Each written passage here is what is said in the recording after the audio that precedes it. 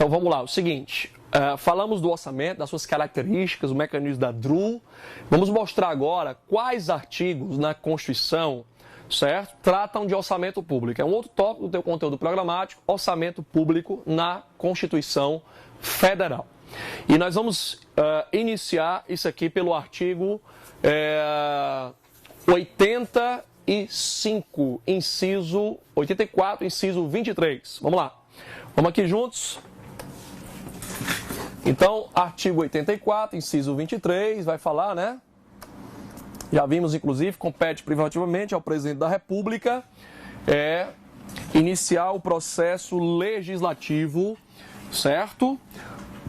Do PPA, vou explicar já já o que é o PPA, do projeto de lei de diretrizes orçamentárias e do projeto de lei previstos nesta Constituição, certo?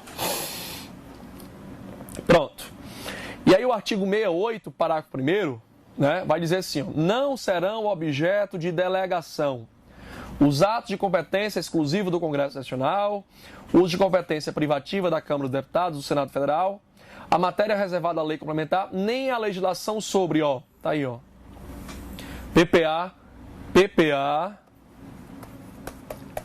LDO e LOA.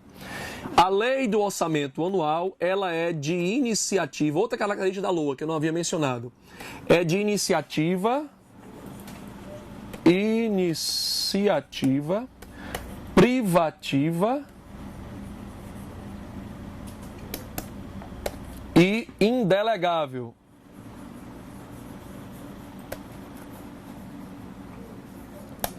Certo? Do chefe do Poder Executivo. O constitucionalista Alexandre de Moraes, nosso xará, né? Grande amigo, certo? Diz o seguinte, a competência privativa que é indelegável, o nosso grande amigo chama essa competência privativa e indelegável de competência exclusiva. Agora, cuidado na hora da prova. Se a prova disser, de acordo com a Carta Magna, a competência do processo legislativo orçamentário é exclusiva, você marca errada. Ela é privativa, conforme o artigo 84, inciso 23, competência privativa. Mas se a prova disser, de acordo com a doutrina, aí você marca competência exclusiva. O que é a competência exclusiva, professor? De acordo com o constitucionalista Alexandre de Moraes, é a privativa e indelegável, certo? Pronto. Vamos lá. Está aí o artigo 68, parágrafo 1º, inciso 3º, que trata também de orçamento. Já vimos o artigo 24, vimos o 84, inciso 23, e vamos ao artigo, né, 165, tá? Artigo 165. Cadê? Tá aqui. Leis de iniciativa do Poder Executivo estabelecerão PPA, Plano Plurianual, que nós vamos chamar de PPA, diretrizes orçamentárias, vamos chamar de LDO, e orçamentos anuais, vamos chamar de LOA. Essas três leis são de competência privativa e indelegável do chefe do Poder Executivo. Alexandre, quer dizer que são três leis que tratam da mesma matéria? Não. Deixa eu melhorar isso aqui.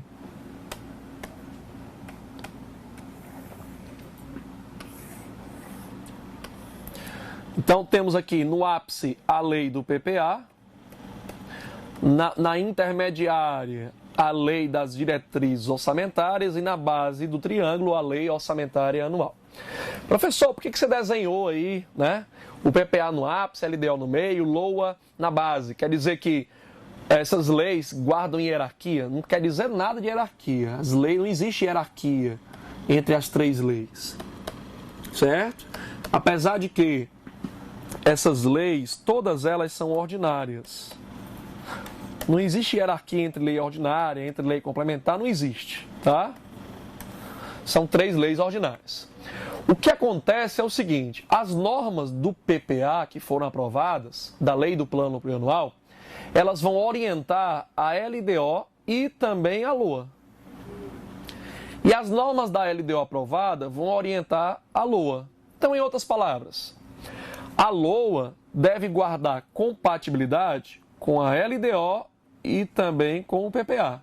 E a LDO deve guardar compatibilidade com o Plano Plurianual.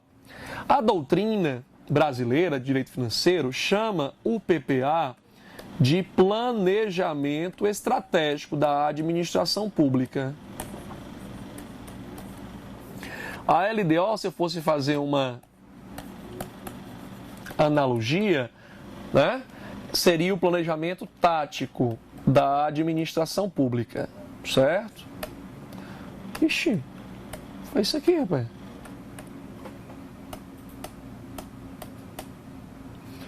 Planejamento tático da administração pública. E a LOA seria o planejamento operacional. Bem, cuidado com nomenclaturas na prova, certo? Alguns termos técnicos são importantes. Por exemplo, se a prova disser assim, as leis orçamentárias, no plural, né?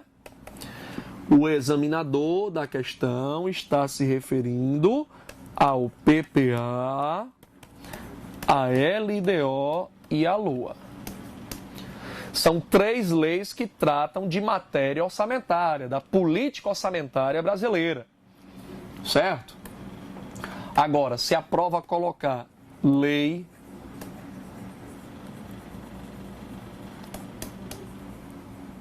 orçamentária no singular, o examinador está apenas se referindo a LOA. Tudo bem, pessoal?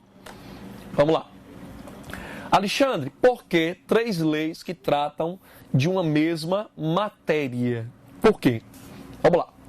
A lei do orçamento anual é o planejamento operacional da administração pública que visa colocar em prática as políticas governamentais aprovadas. Para colocar as políticas governamentais aprovadas, a lei do orçamento anual vai ter que planejar o quanto o governo espera arrecadar, o quanto ele espera ganhar dinheiro, qual o montante do planejamento desse ganho de dinheiro, e esse planejamento vai também aprovar o quanto o governo espera gastar. É a fixação da despesa orçamentária. A receita que for arrecadada, ela será utilizada para financiar essa despesa. E a aplicação desse recurso arrecadado no financiamento dessa despesa é para colocar em prática os programas de trabalho aprovados no plano plurianual. Toda despesa fixada na LOA, ela é programada em um planejamento estratégico aprovado para um período de 4 anos, para um quadriênio. O PPA, pessoal, que é o Plano Plurianual da Administração Pública, ele é aprovado no primeiro ano de mandato para começar a vigorar a partir do segundo ano de mandato do chefe do Poder Executivo. É sempre assim, ó. No primeiro ano de mandato, certo? Do chefe do Poder Executivo, né? O governo está executando o último ano do PPA do governo anterior. Então, no primeiro ano de mandato, o presidente da República governa o país com o PPA aprovado na gestão anterior. Então, está execução do último ano do PPA da gestão anterior. E também está executando a LOA aprovada no ano anterior. E, além disso, está elaborando o seu PPA, a sua LDO e a sua LOA. Então, o PPA, ele começa a produzir efeitos a partir do segundo ano de mandato. Do segundo ano até o primeiro ano do mandato seguinte. Vigência do PPA. Está aqui a vigência do PPA. 4 anos. Aliás, desculpa. Vigência do mandato, perdão. Certo? Vigência do plano plurianual. Segundo ano de mandato. Certo? Até o primeiro ano do mandato seguinte. Isso aqui é a vigência do plano plurianual. Em outras palavras, a vigência do PPA nunca vai coincidir com a vigência do mandato. Mais do que isso, no primeiro ano de mandato, o chefe do Poder Executivo Federal, Estadual e Municipal governa o país ou estado ou município com os planejamentos aprovados na gestão anterior, muito embora não esteja impedido de alterar os planejamentos aprovados na gestão anterior, certo? Então, no primeiro ano, o governo executa o que foi aprovado na gestão anterior e elabora o seu planejamento para começar a ser executado no próximo ano. Tudo bem? Então, dos 4 anos que o presidente da República vai governar, ele executa somente 3 anos do seu PPA, cabendo o último ano de execução, que é esse aqui, ó. O último ano de execução, cabendo ser executado pelo mandatário seguinte. Alexandre, quer dizer que um PPA é executado sempre em 2 mandatos? Sempre. 3 anos no mandato atual e o último ano do mandato seguinte. Sempre assim. Alexandre, o presidente da República não pode executar os 4 anos do seu PPA, não? Pode, desde que haja reeleição. Somente em caso de reeleição. Se ele não for reeleito, o último ano do PPA, quem vai executar é o mandatário seguinte, certo? Mas ele vindo a ser reeleito, ele vai executar os 4 anos do seu PPA, sendo os 3 primeiros anos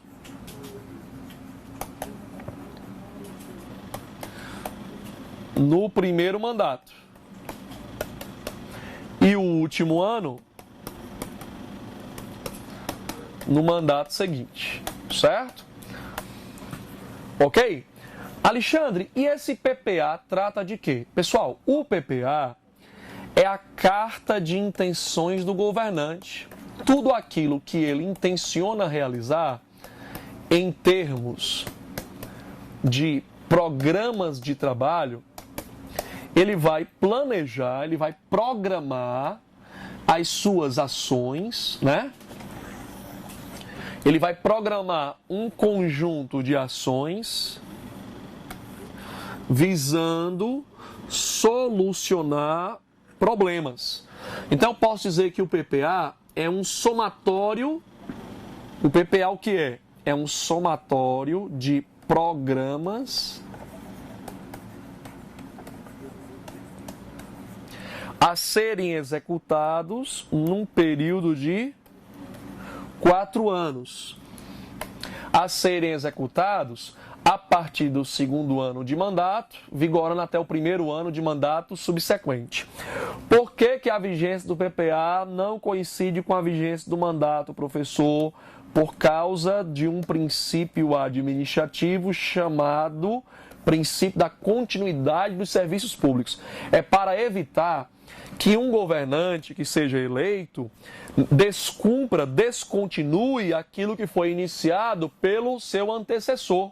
É para garantir a continuidade dos serviços públicos dos dos investimentos que foram realizados na gestão anterior. Já imaginou uma obra que foi iniciada no último ano do mandato do prefeito ou do governador ou do presidente anterior? Essa obra não ser continuada na gestão seguinte, isso iria ferir a continuidade dos serviços públicos. Se essa obra não tem nenhum vício de ilegalidade, é mais lógico que ela continue a ser executada, que ela termine a sua execução, caso haja recurso financeiro suficiente para tal. Não é?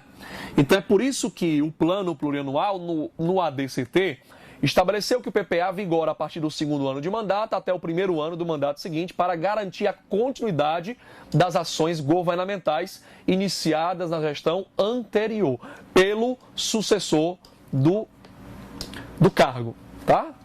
Então, o PPA é um somatório de programas. Alexandre, o que é programa? Por exemplo, programa Bolsa Família, programa Minha Casa Minha Vida. Um programa é um conjunto de ações. Posso dizer que programa é um somatório de ações a serem implementadas por um gestor para solucionar um problema social visando atender a uma demanda da sociedade, ofertando-lhe bens e serviços públicos demandados por essa população. Pronto. Então, o PPA é o somatório do programa Bolsa Família, do programa Bolsa Escola, do programa Brasil Carinhoso, do ProUni, do ProJovem, do ProNasce, do programa Minha Casa Minha Vida, do programa de alfabetização na idade certa. Então, o PPA é o somatório desses programas que o governo quer realizar no período de 4 anos. Então, o PPA é o planejamento mais abstrato da administração. Por que esse planejamento se reveste de uma certa abstração, professor? Porque sem dinheiro não dá para executar nada disso. Então, tem que ter um outro planejamento que vai dizer para a população brasileira como o governo espera financiar seus gastos para realizar os programas planejados no PPA, visando atender às demandas da sociedade. E esse planejamento, que vai planejar o quanto o governo vai realizar de gastos e de onde ele vai tirar dinheiro para realizar esses gastos, é o planejamento operacional. Acontece, pessoal, que enquanto o PPA é quadrienal, a LOA é anual. Então, não dá para, por exemplo, eu planejo para o longo ou médio prazo. O PPA, para grande parte da doutrina, é um planejamento de médio prazo, para outra parte é de longo prazo. Como é que eu vou executar no curto prazo? Planejamento de curto prazo é a LOA. O que eu planejei para ser executado no médio e longo prazo. Como é que eu faço isso? Como é que eu posso operacionalizar despesas para executar o que eu planejei para o longo prazo? Não dá, até mesmo porque existem limites orçamentários. Existem limitações orçamentárias que fazem com que o governo não consiga alocar recursos na LOA para atender o longo prazo. Tem que ter alguém fazendo a ponte, o elo de ligação, a interface de comunicação, certo? Entre o PPA, que é o planejamento de longo ou médio prazo, e a LOA.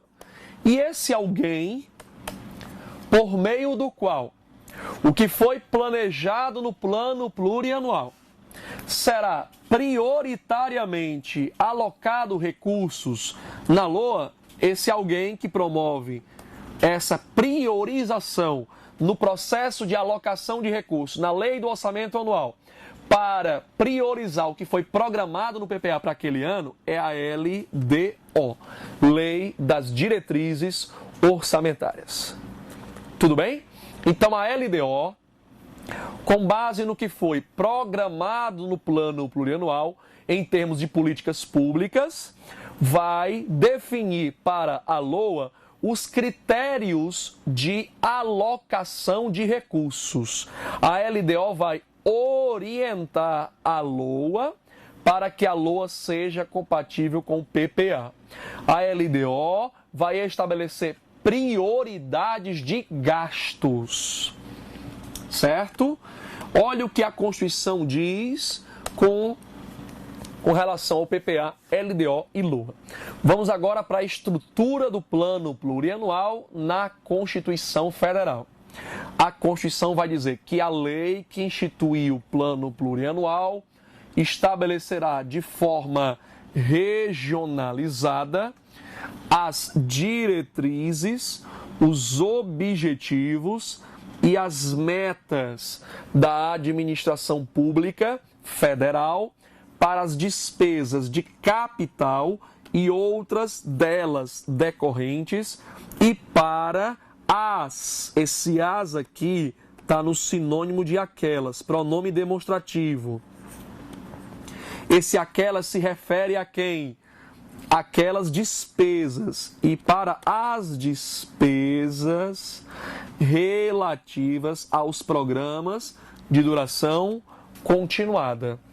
Mnemônico PPA, certo? Cartilha mnemônica, ok? O PPA estabelecerá de forma regionalizada, tá? As diretrizes, os objetivos e as metas. Para quem, professor? Diretriz, objetivos e metas para as despesas de capital, vou chamar de K, tá certo? Embora não se escreva com K. E outras delas decorrentes e para aquelas relativas aos PDC, Programas de Duração Continuada. Então, o mnemônico fica assim, ó. PPA, regionalizada. DOM, DK, ODD, PDC. PPA, DOM, DK, ODD, PDC. É desse jeito, galera, que a prova vai cobrar de você. Eu não estou mentindo, você vai ver nas questões. Eu vou provar, certo?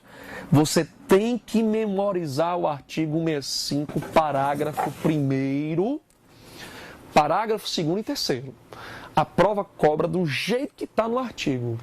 O PPA estabelecerá de forma regionalizada as diretrizes, objetivos e metas para as despesas de capital e outras delas decorrentes e para as relativas aos programas de duração continuada.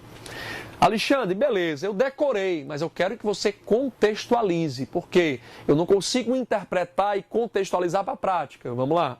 Acabei de falar para você que o PPA é a carta de intenções do governante.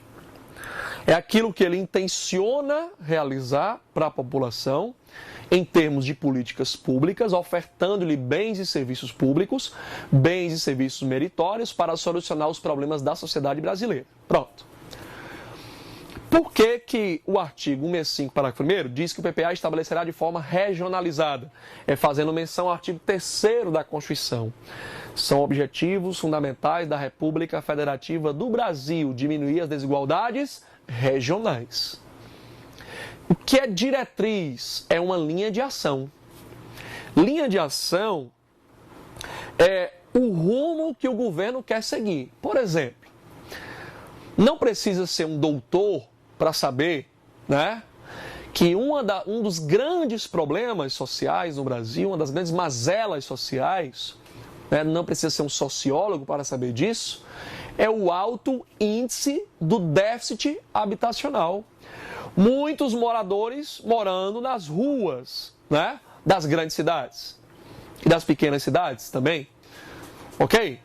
Uma das diretrizes traçadas pelo governo é combate ao déficit habitacional no Brasil. Para combater o déficit habitacional no Brasil, o governo coloca um rol, seleciona lá um rol de ações. Não, eu vou me programar para realizar estas ações. Ao conjunto destas ações, certo?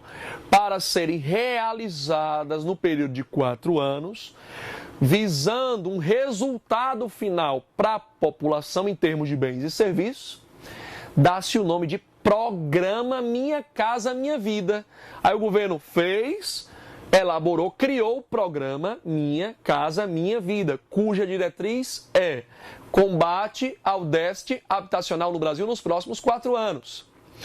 Só que dentro de cada programa existem os objetivos, que são os resultados que o governo quer alcançar.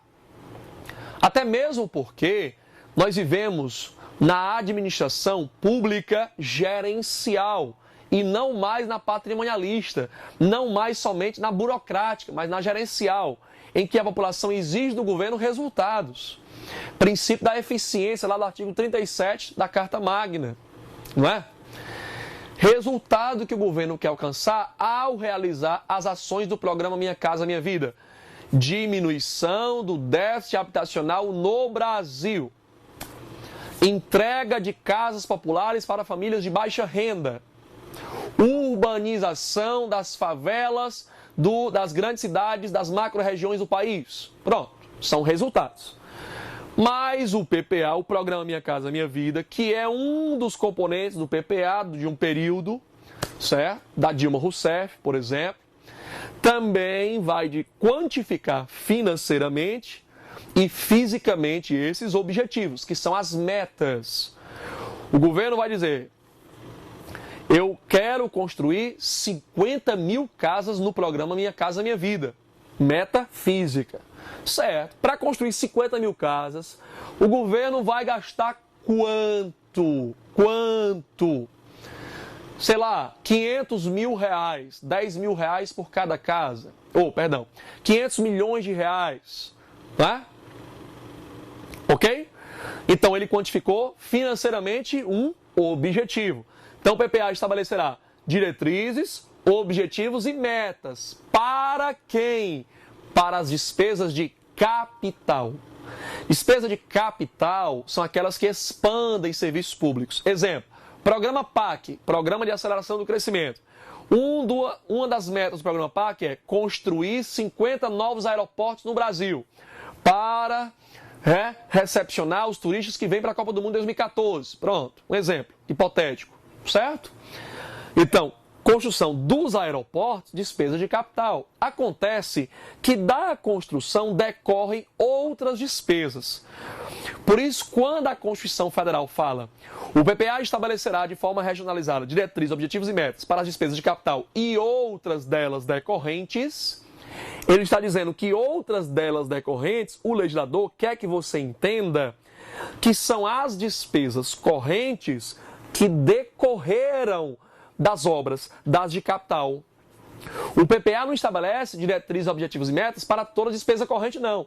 Somente para aquelas despesas correntes que decorrerem das de capital.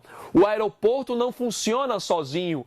Tem que existir pessoas trabalhando nos aeroportos e o governo precisa pagar a folha, né, dos empregados, tá? Da Infraero, por exemplo, né? É necessário, por exemplo, realizar gastos de manutenção, pagar energia, telefone, para a distribuidora de energia elétrica, etc. Então, existem gastos correntes que decorrem dos gastos de capital. É isso que o examinador quer que você entenda, outras delas decorrentes.